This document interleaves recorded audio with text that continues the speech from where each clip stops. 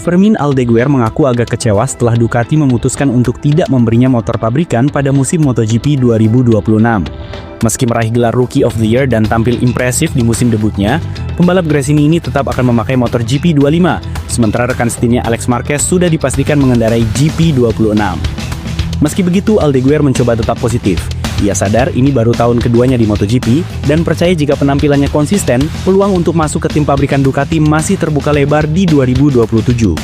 Fokusnya kini, tampil tenang, konsisten, dan terus berjuang untuk podium serta kemenangan.